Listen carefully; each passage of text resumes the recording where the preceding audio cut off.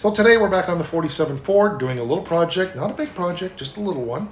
And we're going to get the gas gauge tested and see the compatibility between the new gauge and the sending unit that's in the cell. And hopefully that's straightforward. So let's see how this goes, because I've not done any research. I bought a gas gauge, and this fuel cell that you saw me install in the last episode came with a sending unit. I don't even know if it's good. So we're going to talk about how to test a sending unit and just stuff. So let's just watch the show intro. You can get an overview of at least some of the cars that we have here that we're working on. And in the meantime, I'm Mike, and this is my car's shop.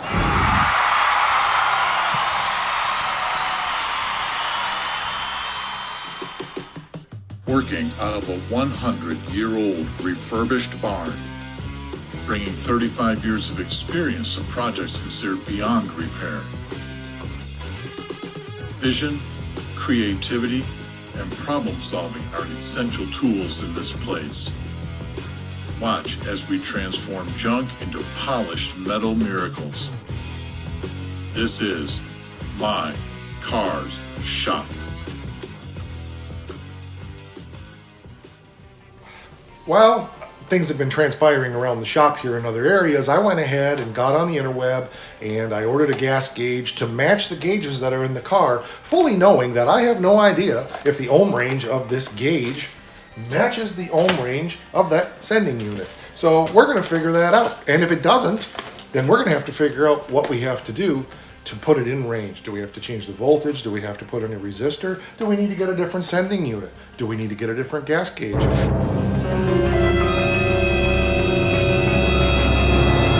So much mystery and drama, you're not going to want to miss this episode. So let's just get right into the project. Mike, just shut up. Come on, get to work. Stop talking. I also didn't know that this gauge came with a bezel, so I made sure that I ordered an extra bezel because, well, I have 272.3 bezels here in the shop. I didn't have one that was chrome, so now we have 274 bezels because 0.3 because I didn't need this one. It came with one. So just a little side note, sometimes when you're ordering things off of the Amazons, it doesn't necessarily tell you what it comes with. So the first thing we need to do is remove this sending unit so that we can run a sweep test and find out if it's even any good. And there's really no way to do that in this sending unit, in this fuel cell I should say, because I can't reach my big fat arm down into the fuel cell. And it looks like the first issue we're going to have is the screws aren't coming out.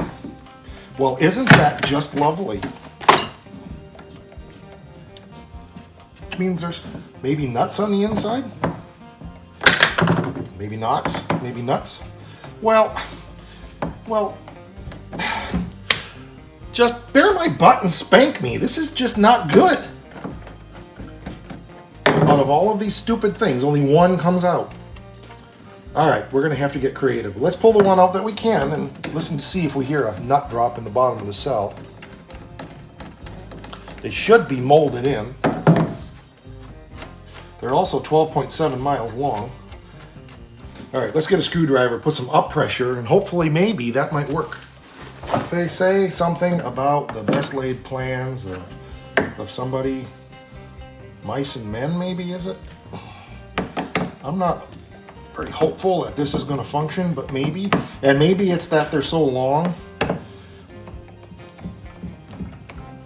It's just taking a while for them to come to the point that they're loosening up. I'm kind of almost wondering if that's the case, but golly gee Wally. By the time I get those things out of there, my arm's going to fall off.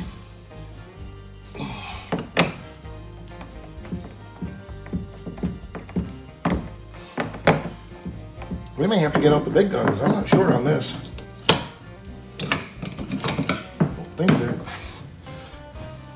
there may be another way to do this. Let me get a light and peek down in there and see if I can grab the float arm rather than taking this out, which would have been the easy way because then I could have done this and put an ohm meter on it.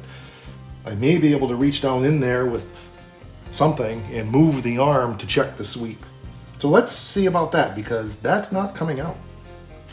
Which means I hope I don't have to replace it, because if it's bad, then we're out of luck. About 12.9 hours later, couldn't find the stupid flashlight that I wanted, so I used the trouble light, but I got a wire bent here that hopefully I can reach in and grab. I haven't tried any of this. Hopefully I can reach in and grab the neck or the float arm. There we go. Perfect. There's the float right there. So we're going to be able to test this with a voltmeter. Of course, we have to have every freaking wire just get out of there.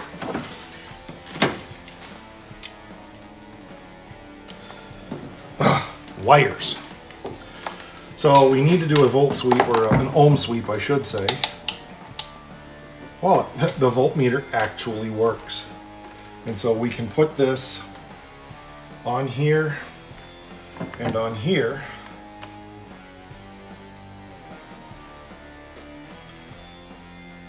Oh, that's all over the map, isn't it? Okay, there we go. Let's pull this up now and see if we're getting a sweep. Of course, we would have to have it hooked around the float arm first. How's that working for me, huh?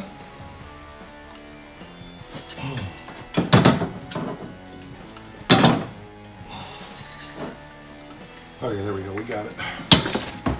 All right, so all the way down, we hope, and all the way up.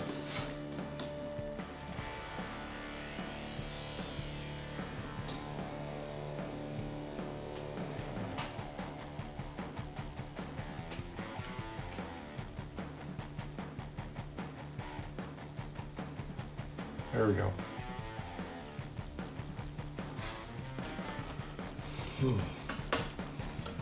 It's being kind of a persnickety little thing.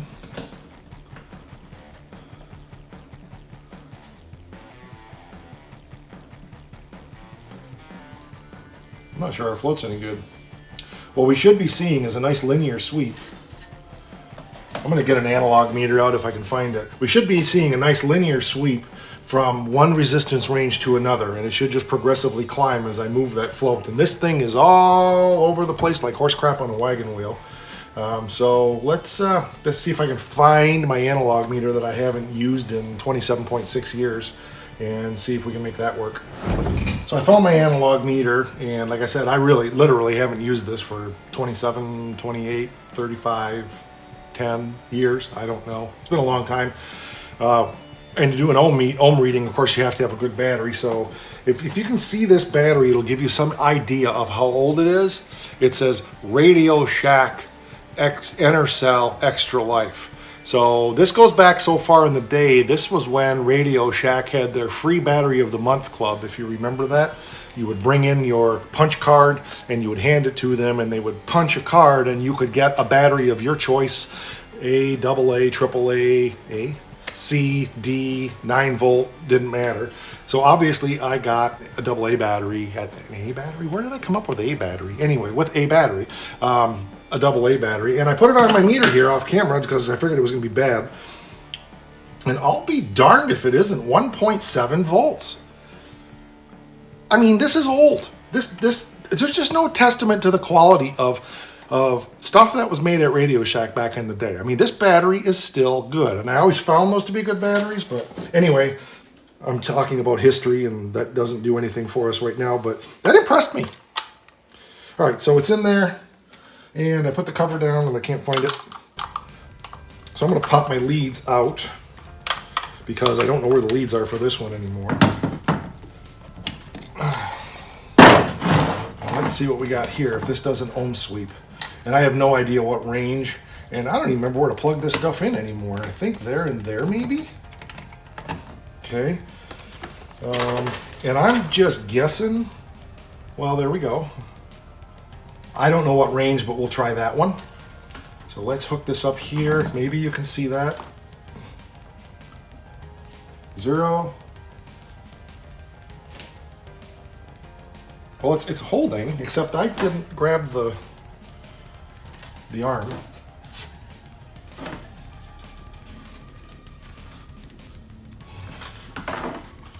Well, did I turn you back on? I don't even know.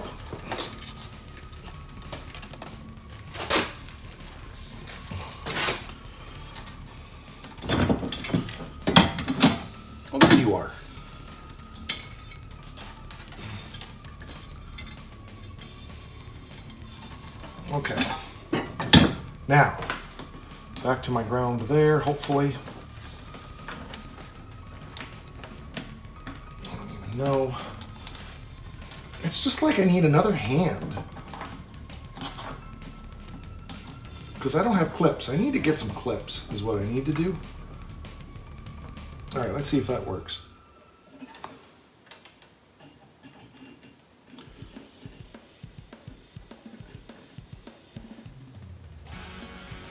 Okay, if you can see that meter going up and down, the problem it's got is, like I said, it's all over the place like horse crap on a wagon wheel, which means probably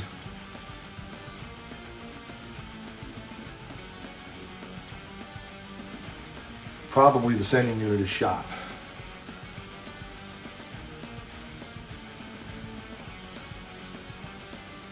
But I'm going to go ahead and use it and see if it works because it's all I got. And I don't know if I'm going to be able to get that out. And this is all temporary anyway. That needle should do a steady sweep. And this one you can see is all over the place. But I think a gas gauge that's sporadic is probably better than no gas gauge at all. So let's get this package opened up here. And well, this is going to be great.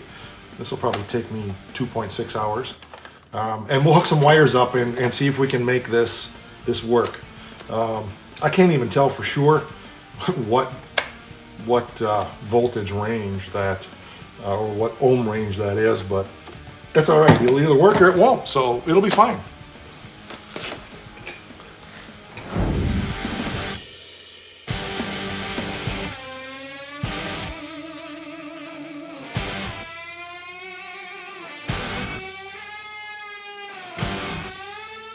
Gonna just make up a temporary wire, and if this works, it'll probably be the wire I use to run up to the front. But for now, we'll not use that because it's the wrong size. So we'll have to open up the package that came with it that has absolutely no connectors in it at all. Well, what kind of garbage is this thing that I ordered here? By the way, for those wondering, I did get a new pair of clippers, or of stripper crimpers. New compared to what I've been using. They were ones I had at my office that I forgot I had, so I brought them home to use until I get a pair that I like. So this is too, darn it, it's just, things just don't always work right, do they? I can't believe they didn't give me the connectors for the wires. All right, well, I'll go get one out of my little thing. I thought this was gonna work, but it's too small.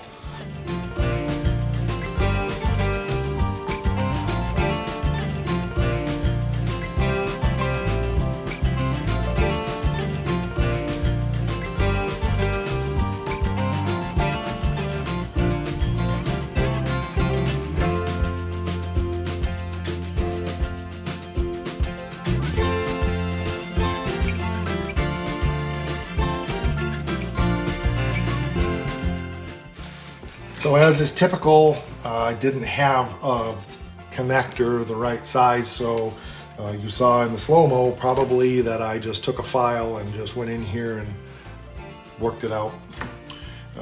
So that fits on there now. So we can crimp that onto our wire. Hopefully, maybe, sort of, kinda. There we go. This is actually color-coded, which is nice.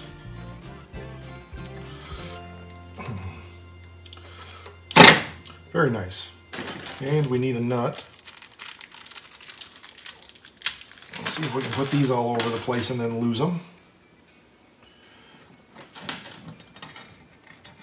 Okay, and I don't know if this is right or left or whatever, so we probably need to look at the instructions here and see what's supposed to be what. It's not telling me which is which.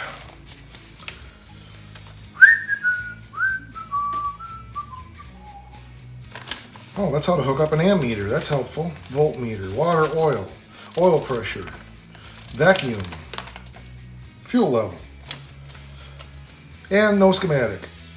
So apparently we've just got to, facing the back of the gauge, the connector post on the right is for the positive 12 volt power.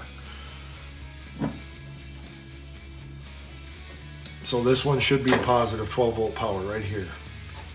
Okay. So that means this one goes to the sending unit.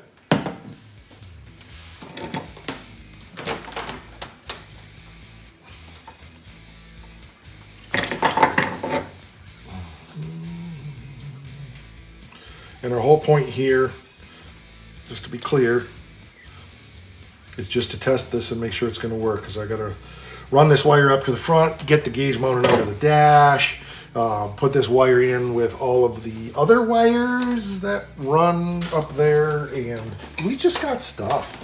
So let's see, this is that's the positive. So let's say that's the positive, and then that's the positive. I'm positive that's the positive, okay? Now we can test the gauge itself by grabbing my little jumper wire here. My chair doesn't want to roll because we've got stuff in the way. Let's get this out of our way. We'll hook this up to our negatory, or maybe to the suppository, either one. No, the suppository is the other one. So if I got this right, we hook this up here. Whoop, there we go. Okay, so you can see that gauge is going boom, boom, boom, boom, boom, boom, boom, boom, boom. Okay, so that's good. So that's the negative. So that needs to hook there. Okay, and then this one then should go to here. Yes, so I need one more wire. Wished I had one more with alligator clips. That would be kind. I'm gonna go see if I can find one.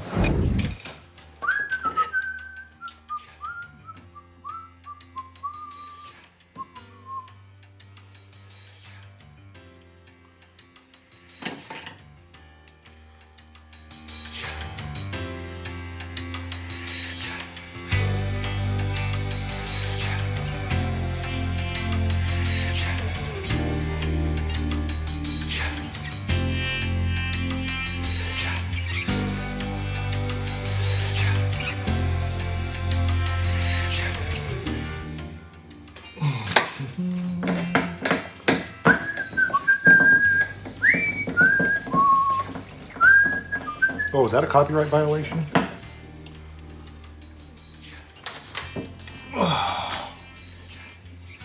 Probably was, wasn't it?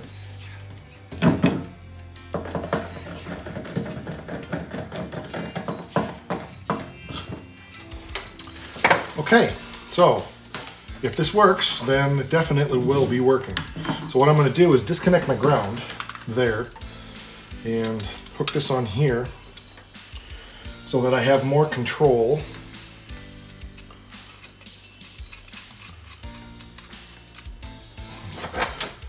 I have assumed control. I have assumed control. What's that from? Anybody know? I know it's not a movie. Okay, so if this is working, maybe we hook this on here and something should happen. There we go. Absolutely nothing is happening. So does that mean it's empty? Or does that mean it doesn't work? Inquiring minds want to know. I want to know. Is it the wrong ohm sweep? Is the thingamabobby? Well, it's not easy to grab that little pot liquor down in there, is it? Here we go.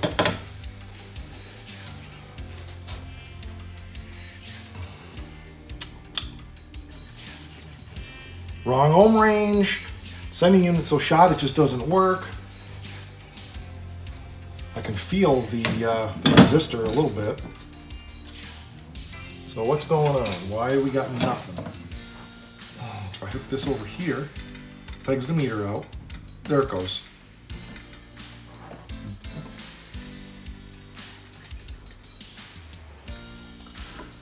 Okay, so you can see that we have, it drops a little bit. Maybe you can see that.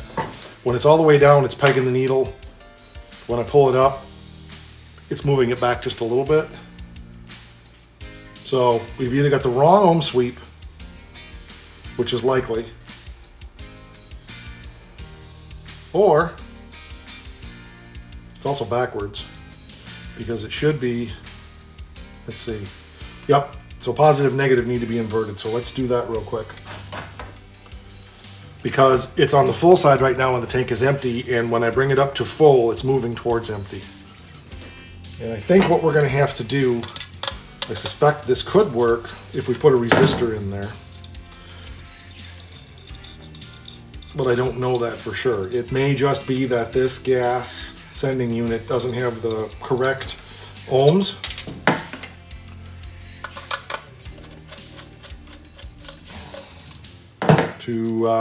To make the meter read properly.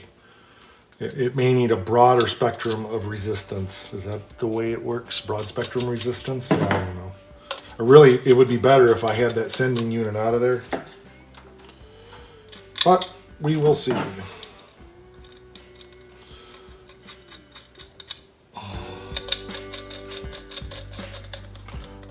Okay, let's see what happens now. From this point forward, I won't waste your time. Everything I did was pretty much epic fail and nothing worked.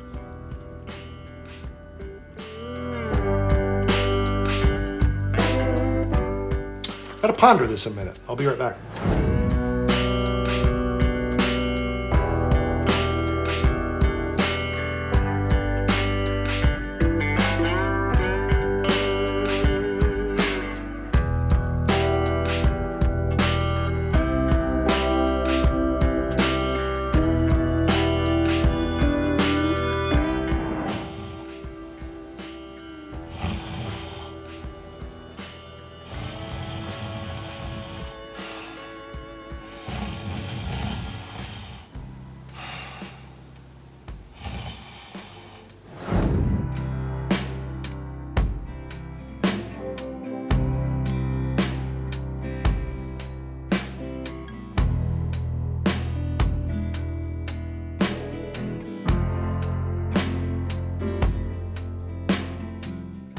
Aha!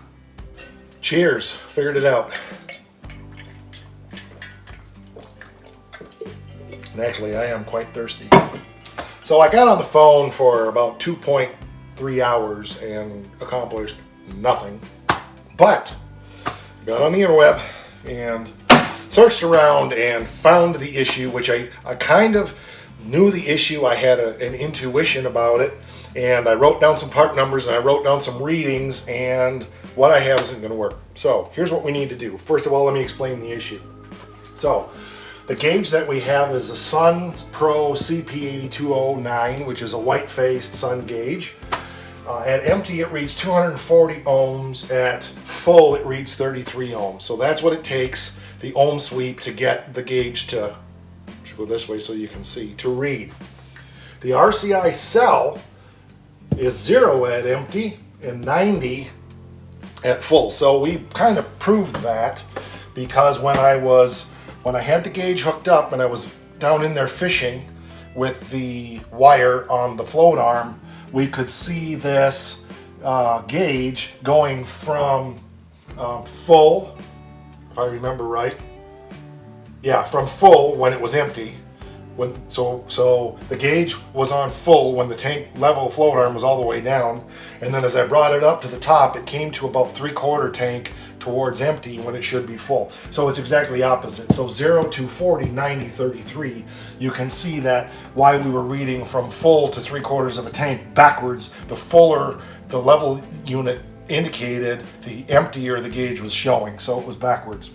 So RCI does not make the 240 to 33 sweep inverted like that. I thought about pulling that out and messing around, and I got on the interweb again, kept searching, and found the matching unit, which is a Sun CP7591 that matches this gauge, and hopefully, if what I am reading, it's a 2.5-inch circle universal sending unit. It looks like it should bolt right in place of the one that's in there. So we got to get online and order the Sun CP7591 and cross our fingers that, well, we'll make it work one way or another. It's just a plastic fuel cell.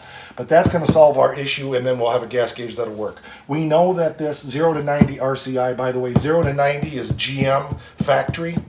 So that's That's why they use that, because it's most of these fuel cells seem to go in GM cars because that's the majority of cars out there. I mean, I have a GM motor in here, but I'm just not going that route on the fuel system, obviously. So if we had gotten a gauge that was a GM style, I could have from Jegs, a white face, but it wasn't going to match my Sun gauges, and I don't want an oddball gauge. I'm just being very anal about that. I want the Sun Pro gauge that matches my other gauges. So we're going to go ahead and order that CP7591 and get that in the fuel cell after it comes in. Holy toilet paper, Batman. Ugh, that was a mess. Not really. I purposely did not do the research on this ahead of time. Quite frankly, I did make an assumption that the Sun Pro gauge was probably going to be the same because it was aftermarket. I made the assumption that it was going to be the same as the sending unit in the fuel cell. But I also realized at the same time, if it wasn't, this could be the exact episode that we had. Just figuring it out and going through the diagnostics of it and testing things and running into problems. And I think it's important to show that not everything goes smoothly. If you're going to spend a day in the shop with me, this is the stuff I run into all the time. And I don't want to hold back from showing you that. Did I create this scenario on purpose? No, I didn't. I really didn't. I thought it was going to be the same. I took the gamble. It was wrong. Did I waste any money? No, because I wanted that Sun Pro gauge. 100% wanted it to match the gauges that I already have in the car. So I figured if that didn't work, I was going to probably have to put a resistor or something in to make that work, but I thought it was going to be the same. I thought maybe the range might be a little different, but I had no idea it was going to be inverted and that on the gauge was going to be empty what would be full from the sending unit, and so the sweep was backwards. And quite frankly, I probably could have lived with that to a certain degree, knowing I had to read the gas gauge backwards, which would have been a pain in the butt. But as long as I always had a half a tank, we'd have been okay. But I can't live with this like this. It's, for one thing, it would probably just destroy the gauge because it's just pegging way too much voltage through that gauge on a constant basis. So we're gonna go ahead and find hopefully somewhere online where to order that sending unit, and then hopefully sometime, or hopefully not sometime, hopefully it's gonna fit in there without too many problems. What we're gonna have to do is probably pull this center piece out. I felt inside, you can feel the bolt head, so we'll have to put a wrench inside, buzz those off, stick my hand inside and figure out how to get that sending unit out of there and get those bolts out. We will get them out of there one way or another, and then do what we have to do to install the new one. So this could be fun. This could be, well, it's another whole episode for sure, because this is where we're gonna quit for today. So epic fail? Yeah, pretty much an epic fail, but I think from the point of sharing knowledge and how to, there's a lot of diagnostic information that you can glean from this, and just more than anything, and I know some of you comment on this, you like seeing the thought processes, how I overcome obstacles as I run into them, what my thinking is as I go through them. Quite frankly, that one yellow parts place, I'm not going to mention Jeg's name because that would be unethical, but they were not a lot of help, and part of that reason was because they don't carry Sun Pro gauges anymore. They used to, and so they had no information. So not necessarily against them, other than the fact that I had to wait 72.6 minutes on hold, which was kind of a pain, but you know, not on them really. So I looked on Summit's website to see if I could order that sending unit, and they don't currently have it. So we're probably going to have to get on that website with those Brazilian different products. No, not Brazilian. What is it? Oh, Amazon. Yeah, Amazon. Hopefully we can get it there. Well, that's going to do it for this episode. I appreciate you being here. If you haven't subscribed to the channel, why not? You've stayed this long. Hit the bell so you receive those notifications. If you would hit like on this video, even if you don't like it, just go ahead and hit it anyway. That's helpful, be honest. Also drop a comment down there. Tell us your thoughts about the video and maybe something that you learned or something that you think I'm an idiot for doing. That would be fine too, because I certainly don't know everything, even though sometimes I think I do. I'm a total idiot when it comes to this stuff. I know that. I know a lot, but I know enough to know how much I don't know, and I have to figure things out as we go. We're on Facebook and Instagram /My Car Shop. That'll do it. All right, guys, rock on.